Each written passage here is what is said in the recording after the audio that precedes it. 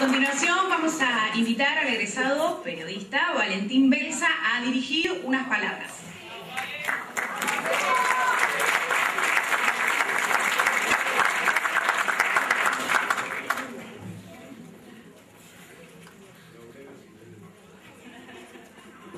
Juan sabe que no voy a ser breve, no sé por qué. No sé por qué esa esperanza todavía.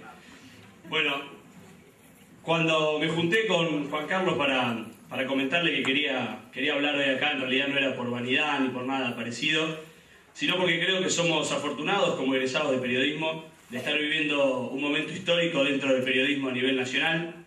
Sentí la necesidad de hablar de eso y también un poco de nuestras raíces como periodistas. A partir de la Ley de Servicios de Comunicación Audiovisual, que se dio la discusión, el debate y la votación cuando nosotros estábamos cursando primer año, creo que se debate en nuestra profesión la ética, los valores, los intereses que hay detrás de cada periodista y de cada medio de comunicación. Yo creo que debemos celebrar que hoy por hoy se puedan discutir sobre temas y sobre cosas que durante muchos años en nuestro país no se hablaron, y eso me parece que es importante y tenemos que rescatarlo. También creo que debemos coincidir en que nuestro rol, más que como periodistas, va a ser como comunicadores sociales. Si bien hay una carrera que da ese título, en realidad la comunicación social creo que es más amplia y nos abarca a nosotros también. Si entendemos que nuestra función es comunicar, entonces vamos a dimensionar la responsabilidad a la que nos sometemos nosotros durante cada día. Nosotros, la comunicación no es algo que lo hagamos después de una jornada, lo dejemos colgado en un perchero y lo tomamos al otro día a la mañana. Comunicamos todo el tiempo, todos los días, constantemente, no solo en un medio, sino también afuera. Y creo que va más allá de cuestiones técnicas como cómo hacer un copeto, cómo armar bien una galletilla. Es mucho más amplio el concepto. Como siempre nos dijeron muchos profesores, es indispensable nuestra formación individual, que es clave para la comunicación responsable. Pero también, además de nuestra formación, es muy importante que tengamos convicciones para defender nuestros principios. La comunicación responsable creo que se basa básicamente en defender nuestros ideales. Nosotros que comenzamos este camino del periodismo y la comunicación tenemos que luchar por la reivindicación de nuestra labor, cosa que vemos que muchas veces algunos no hacen. Tenemos que luchar, trabajar, esforzarnos para no ser simples noteros repetidores de líneas editoriales y comerciales, sobre todo de los medios. No juzgo a quienes lo hagan, pero creo que nosotros como nuevos periodistas tenemos que luchar para que eso no suceda.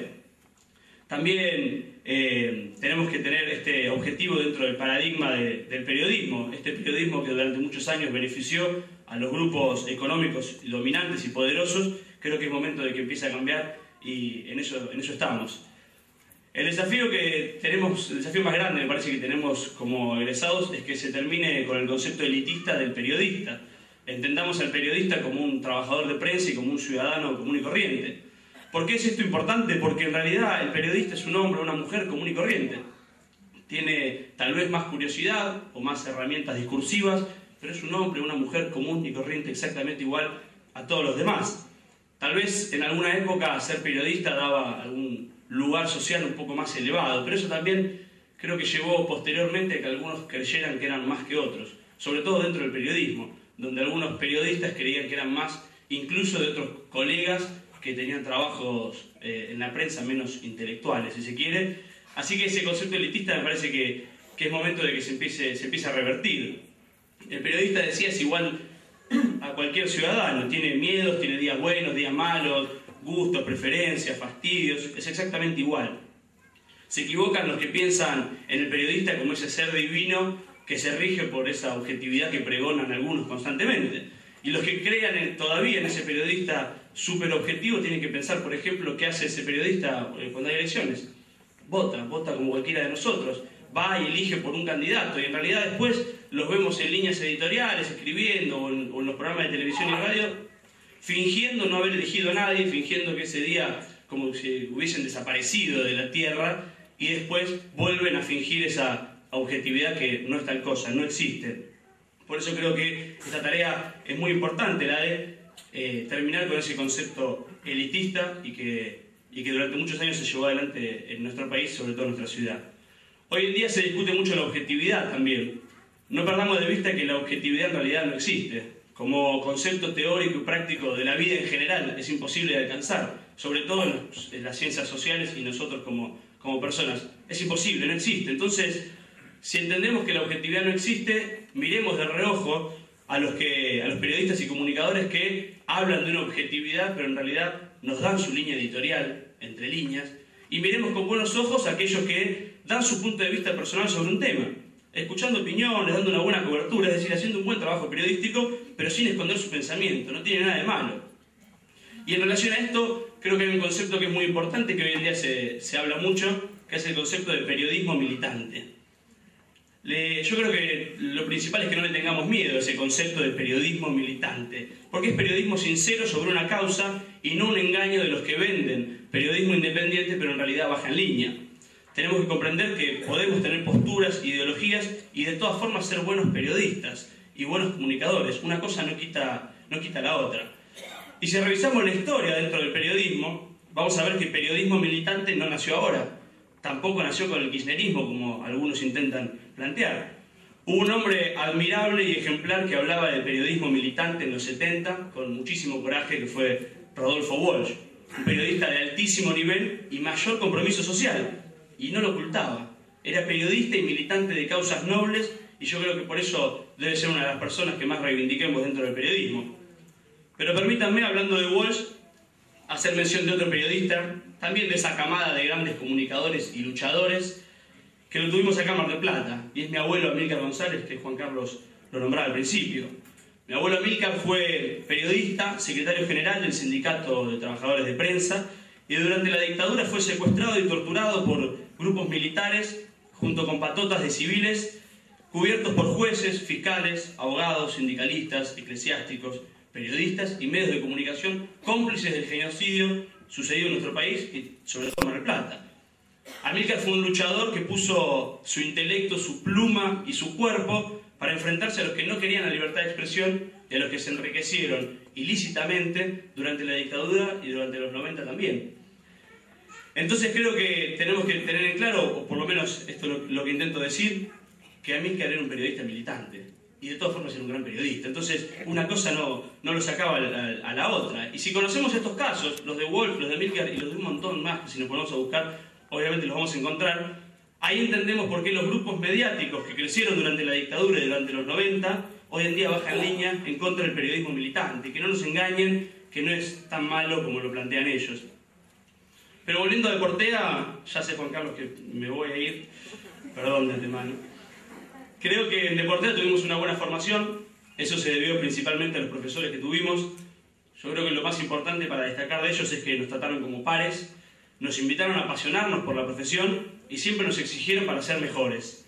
Algunos de los que a mí me marcaron personalmente son Juan Castañari, Agustín Marangoni, Martín Paciuli, Monecha Alvariño, Fabián Espampinato, Marta Bacciani, seguramente algunos más que me olvido, pero yo les quiero agradecer en general y a ellos en particular, porque fueron grandes profesores no solo desde la teoría, sino desde su experiencia, y fueron generosos para compartirla. Y a veces la experiencia no es fácil ni comunicarla, ni tampoco transmitirla para algunas personas. Ellos creo que lo lograron y lograron llegarnos en ese sentido, así que les agradezco. Además, quiero mencionar a un excelente profesor. Lo tuvimos en primer año y lamentablemente falleció en 2010, que es Carlos Vega. Sé que por ahí está su esposa, sus hijos.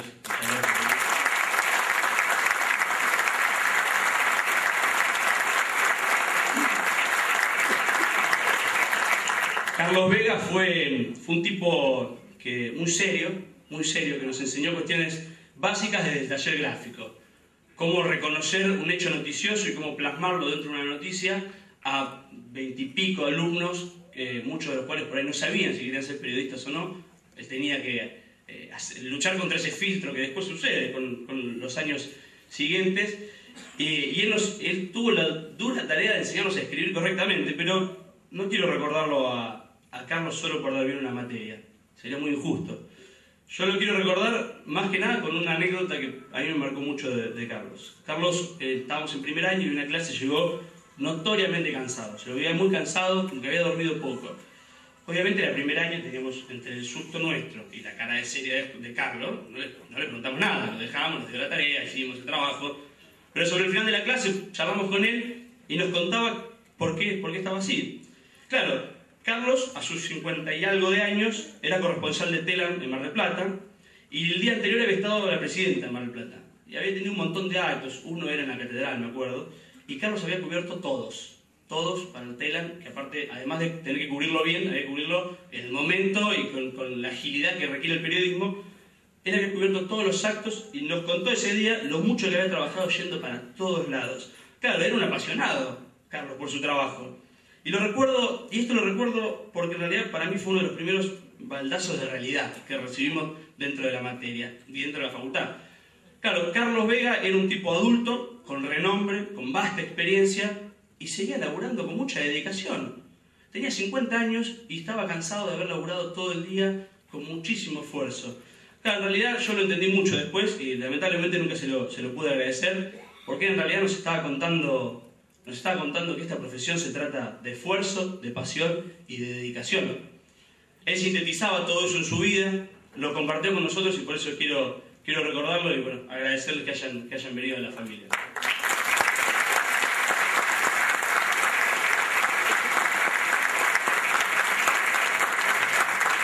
Me parece también importante destacar al personal no docente de Deportea, Luciana Costa, Leo López, María Alba, Mariana, Ana María Morales. Siempre han sido personas que han estado muy atentas a ayudarnos y a compartirnos su opinión y su experiencia. Y en esto quiero hacer hincapié. Si bien no son docentes, son personas con muchísima experiencia en cuanto a trato con los alumnos, en el trabajo del día a día, y son personas con las que se puede hablar de cualquier cosa, realmente de cualquier cosa, y siempre lo han hecho con mucha bondad, nos han querido ayudar. Lamentablemente a veces, por ahí, por la falta de experiencia o estas cosas que uno se entera después, en el día a día no lo sabemos aprovechar por ahí durante los 3 años, pero bueno, yo los quiero reconocer porque la verdad que hacen un trabajo muy importante en lo que es a nuestra formación. Obviamente le quiero agradecer y remarcar la figura de Juan Carlos Morales. Siempre fue muy generoso de compartir su conocimiento, es más o menos lo que hablaba recién. Es un tipo con mucho conocimiento, con mucha sabiduría en el tema del periodismo y lo comparte, y sabe compartirlo y es muy generoso. Y eso es muy importante también. Y también que haya sido siempre muy abierto a las iniciativas de los alumnos, por ejemplo. Y le agradezco principalmente que me haya permitido estar acá.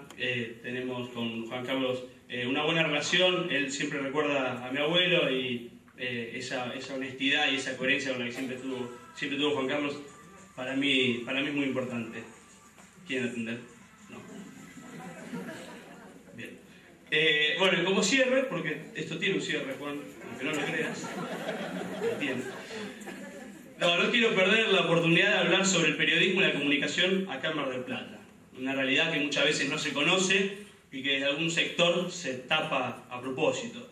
Pero yo creo que a partir de este paradigma que estamos viviendo dentro de los medios de comunicación, debemos alzar la voz sin miedo. Este creo que debe ser uno de los temas de los cuales tenemos que hablar indispensablemente. Lamentablemente, para los egresados que entramos en el mundo de esta profesión, nuestra ciudad tiene un vuelo muy bajo en cuanto a posibilidades laborales y de creación de contenido.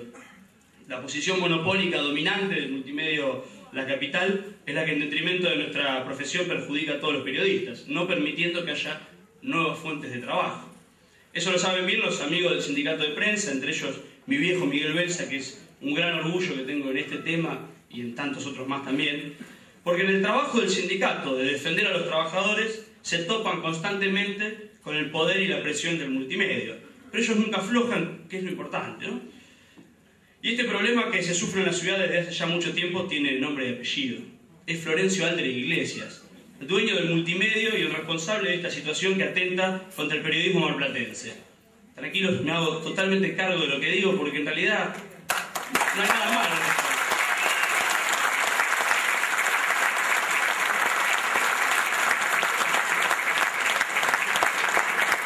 Digo que me hago cargo personalmente de lo que digo porque en realidad no hay nada de malo en llamar a las cosas por su nombre, como nos enseñaban de chiquitos, y debemos hacerlo constantemente, y esto en la ciudad es una realidad. De todas formas, para tampoco parecer derrotista y que nos vayamos llorando después de acá, esta pelea va a tener un final feliz, muy concreto y muy feliz va a ser, aunque Aldre Iglesias no quiera, porque pone en riesgo su poderío construido durante muchos años y desde la oscuridad. Todos los grupos, este 7 de diciembre, todos los grupos de medios deberán cumplir con la desinversión que prevé el artículo 161 de la Ley de Servicios de Comunicación Audiovisual, como lo definió la Corte Suprema hace muy poco tiempo. Entonces, esa es una gran noticia para el periodismo marplatense, porque el multimedia de la capital deberá desprenderse de los medios que violan la ley. Y eso va a ser clave para que haya nuevas voces y para que los periodistas tengamos más trabajo.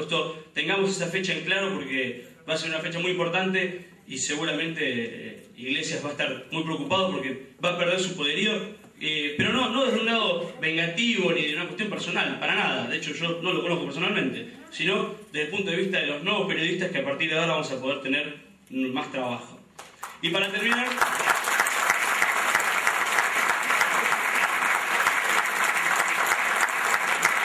Es la última hoja, te lo prometo. Para terminar quiero decir una frase que la relaciono con el concepto del principio, de rechazar el elitismo de la palabra periodista y también de la palabra intelectual, que muchas veces algunos la quieren relacionar. Y también de defender siempre nuestros principios y no ser funcionales a los intereses comerciales de los medios que van en detrimento de los intereses de nuestro país. La frase es de un gran pensador nacional como fue Arturo Jauretche, es del año 1973 y es así. No estoy con aquellos que creen que el intelectual tiene una consideración, un estatus, un consenso aprobatorio especial, una especie de fuero. Un intelectual es solo un hombre más, obligado en todos los terrenos, solo eso. Yo ya no tengo fuerzas ni edad, decía Jauretche, para algunas batallas. Sin embargo, no admitiría que me eximan de los peligros que esas batallas encierran los fueros del intelectual. No quiero, no admito ser definido como un intelectual.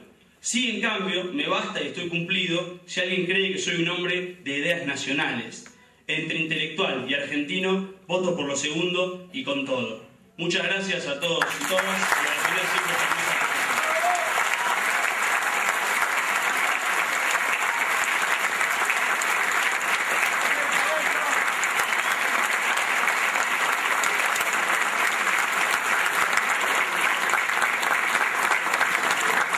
Después de las palabras de Valentín, los graduados de las carreras que hayan demostrado un desempeño